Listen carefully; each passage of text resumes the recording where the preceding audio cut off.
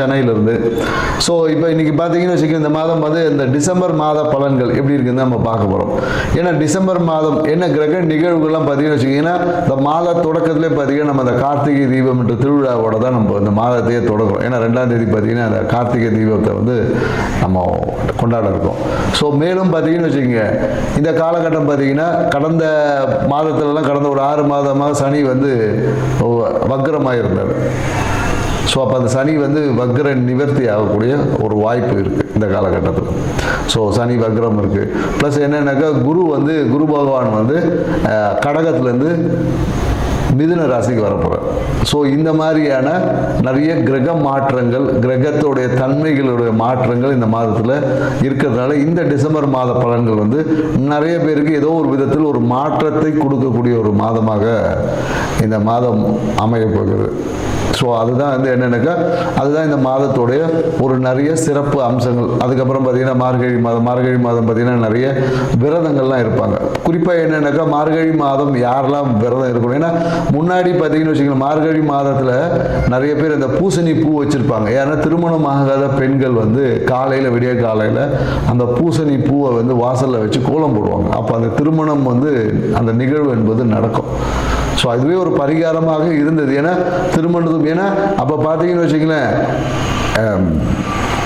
Perumal wife பேர் என்ன, Thiruppavai ஆண்டாளா. Okay. So ஏன்னா மார்கழி மாதம் என்னன்னாக்கா ஆண்டாள் வந்து இந்த திருப்பாவையை பாடி பெருமாளுடைய அருளை பெறதுக்கு திருப்பாவை பாடுவோம். அப்போ என்னன்னாக்கா தன் கணவரை அடைவதற்காக அந்த ஒரு நிகழ்வை வந்து செஞ்சோம். அப்போ என்னன்னாக்கா இந்த டிசம்பர் மாதத்தில் நாம் அந்த மார்கழியில் இந்த நிகழ்வை நாம் செய்யும் போது முன்னாடி நிறைய இப்போ பூசணிக்காயை காணோம், பூசணி பூவையும் காணும். அந்த பூசணி பூவை வைத்து நீங்கள் வந்து அந்த காலையில் பிரம்ம முகூர்த்தத்தில் ஒரு கோலம் போட்டு, ஏன்னா நிறைய பேர் என்னென்னாக்கா கோலத்தை நைட்டே போட்டு வச்சுருவாங்க. சரி, அதுக்கு அதாவது எந்த காலத்தில் எதை செய்ய வேண்டுமோ அந்த காலம் என்பது ரொம்ப முக்கியமானது. இப்போ நம்ம என்னக்கா நைட்டு விடிய காலையில் எழுந்திரி சோம்பேறித்தனம் போட்டு நைட்டு தூங்கும் போதே கோலத்தை போடுறோம். அது வந்து பலன் தராது. ஏன்னா காலையில் பிரம்ம முகூர்த்தத்தில் பார்த்தீங்கன்னா நம்மளுடைய அந்த ஓசோன் மண்டலம் வந்து ரொம்ப நம்ம பூமிக்கு நேரில் இருக்கும். அப்போ வந்து நமக்கு கிடைக்கக்கூடிய காற்று வந்து நமக்கு வந்து ஆக்சிஜனை வந்து தரமான பிராணகினை நம்ம சுவாசிக்கும் போது ஆக்சிஜன் O2 போயிட்டு உள்ள O3 மாறும். புரியுதுங்களா? இந்த ஒரு நிகழ்வு நடக்கும். அப்போது இந்த O3 வந்து அதிகமாக அந்த காலகட்டத்தில் நமக்கு கிடைக்கும் அப்படின்ற ஒரு அறிவியல் தன்மையே இதில் இருக்குது. அதனால தான் மார்கழி மாதம் நிறைய சிறப்புகளோட. அப்போ திருமணம் ஆகாத, திருமணம் தள்ளி போகக்கூடிய நிறைய பெண்கள் இந்த காலகட்டத்தில் நீங்கள் அந்த பூசணி பூவை வச்சு அந்த சாணி மேலே பூசணி பூ வச்சு கோலம் போட்டு நீங்கள் வரும்போது உங்கள் வாழ்க்கையில் அந்த திருமணத்திற்கான அந்த ஒரு தன்மை வந்து உங்ககிட்ட மேலோங்கும். அப்போது நீங்கள் எதிர்பார்த்த அந்த ஒரு வரன், கணவன், வாழ்க்கை துணை என்பது சிறப்பான ஒரு வாழ்க்கை துணை அமையும் என்பதில் இதுக்குள்ள ஒரு ஆன்மீகம் இருக்குது, அறிவியல் சார்ந்த தன்மைகளும் இருக்குது என்ற நுட்பத்தை புரிந்து.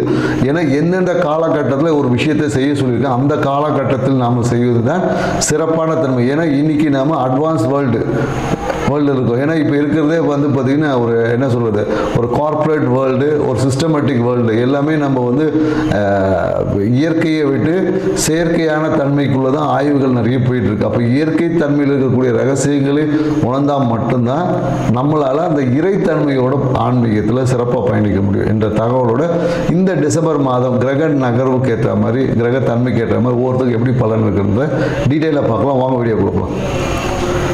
ஓகே, வேறு மேட்ரு. சிம்மராசி பார்த்தீங்கன்னு வச்சுக்கங்களேன், எப்பொழுதும் மிகுந்த ஒரு ஆளுமை நிறைந்தது தான். ஏன்னு வச்சுக்கிங்களேன், இந்த சிம்மராசிகளை எப்போதும் உங்களோட பேச்சில் பார்த்தீங்கன்னா எப்பொழுதும் அந்த புள்ளி விவரத்தோடு பேசுவாங்க. பேசக்கூடிய ஆற்றல் பார்த்தீங்கன்னா எல்லாமே அந்த புள்ளி விவரத்தோடு பேசுவது எல்லாம் பார்த்தீங்கன்னா ஒரு நாலேஜ் உங்ககிட்ட இருக்கும். அதனால தான் இந்த சிம்மராசி வந்து மிகுந்த ஆளுமை நிறைந்ததுன்னு சொல்ல வர காரணம் என்னன்னாக்கா எல்லாமே வித் எவிடன்ஸ் கரெக்டாக அதுக்கு வந்து கோர்வையாக பேசுவாங்க. அப்போ என்னன்னாக்கா ஆப்போசிட்டில் இருக்கிறவங்க வந்து அப்படியே திணறுவாங்க, இவங்க சொன்னது உண்மையா பொய்யை கூட வந்து ரொம்ப தெளிவாக பேசக்கூடிய ஆற்றல் வந்து சிம்மராசிக்காரர்கள்கிட்ட இருக்கானா கண்டிப்பாக இருக்குது. ஸோ எல்லாத்தையும் புள்ளி விவரமாக அந்த வித் நாலேஜோட கனெக்ட் பண்ணி பேசுகிறதுனால இப்போதும் சிம்மராசிக்காரர்கள் மிகுந்த ஒரு ஆளுமை நிறைந்த ஒரு தன்மை என்பது இவங்ககிட்ட இருக்கும். ஸோ இப்படி உள்ள சிம்மராசிக்காரர்களுக்கு இந்த டிசம்பர் மாத பலன் எவ்வாறு இருக்குதுன்னு நம்ம பார்க்க போகிறோம். ஏன்னா ராசி அதிபதி பார்த்தீங்கன்னா டிசம்பர் மாதத்தில் பார்த்தீங்கன்னா கரெக்டாக 4ஆம் இடமான விருச்சிக ராசியில் இருக்கார். ஸோ இப்போ இந்த 4ஆம் இடம் என்பது என்னென்னாக்கா அம்மாவை குறிக்கக்கூடிய இடம். ஸோ வீடு சார்ந்த விஷயங்கள். ஸோ இந்த காலகட்டத்தில் என்னென்னாக்கா வீடை சார்ந்த விஷயத்தில் வீட்டில் ஏதாவது ஒரு விஷயங்களை புனரமைப்பது அப்படின்ற மாதிரி ஏதாவது ஒரு விஷயம் இருக்கும். குறிப்பாக என்னென்னாக்கா வீட்டுடைய தெற்கு பகுதி இல்லை தென்மேற்கு பகுதி ஏதாவது ஒரு பாதிப்புகள் இருந்து இந்த காலகட்டத்தில் அதை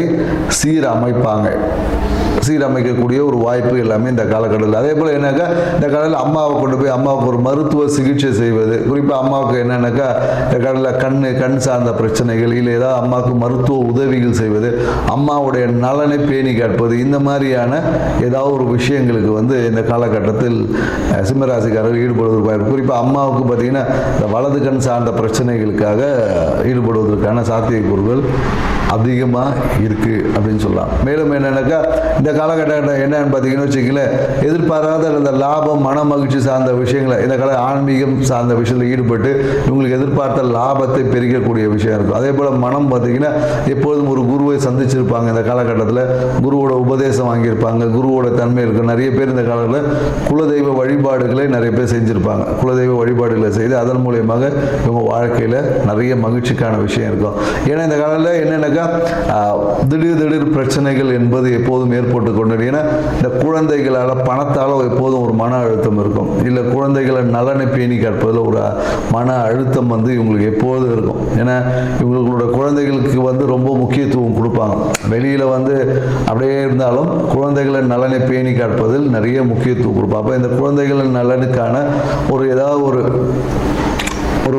என்ன சொல்ல ஒரு இன்வெஸ்ட்மெண்ட் செய்வது இல்லை குழந்தைகளோட ஹாப்பினஸ்க்காக ஏதாவது ஒரு செயல்களை செய்து அதன் மூலயமாக இவங்களுடைய லாபம் என்பது அதிகமாகும். குறிப்பாக என்னென்னாக்கா இந்த காலகட்டத்தில் குழந்தைகளோட எதிர்கால படிப்புக்காக நிறைய லாபத்தில் ஒரு பங்கை செலவு பண்ணுவாங்க. இல்லை அந்த விஷயங்களே இவங்களுக்கு பெற்றுத்தந்து அவங்க குடும்பத்தில் மகிழ்ச்சி அதிகரிக்கக்கூடிய ஒரு காலகட்டம் இந்த காலகட்டமாக இருக்குது.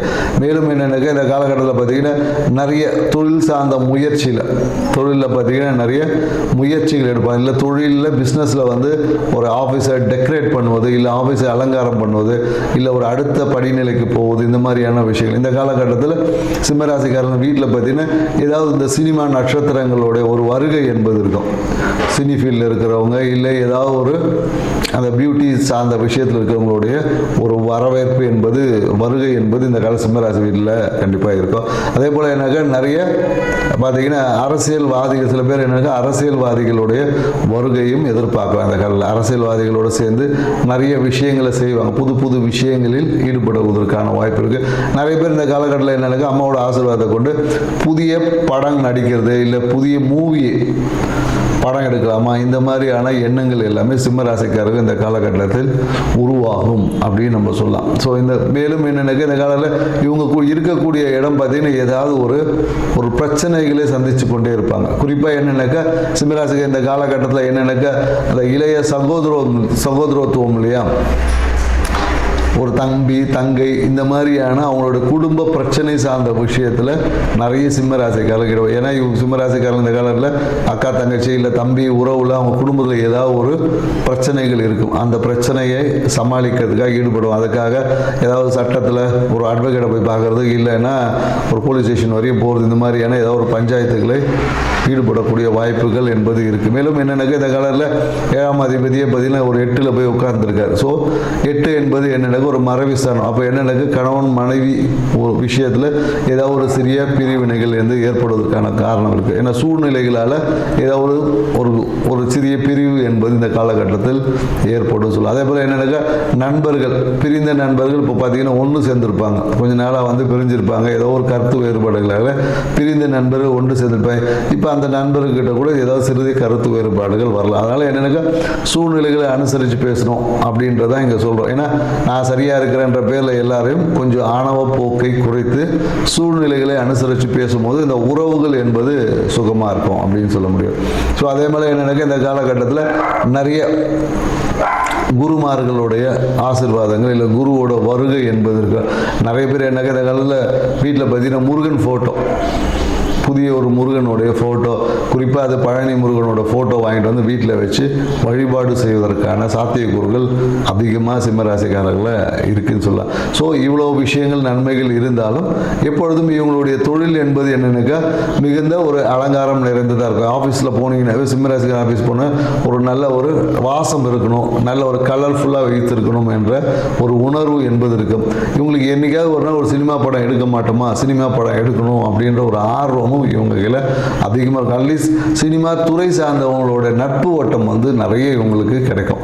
ஸோ அந்த விஷயத்தை வந்து எதை செய்தாலும் அதை சரியான நேரத்தில் சரியான நபர்களுடன் செய்யும்போது அந்த விஷயம் வந்து கண்டிப்பாக வெற்றி அடையும் சொல்லுவோம்.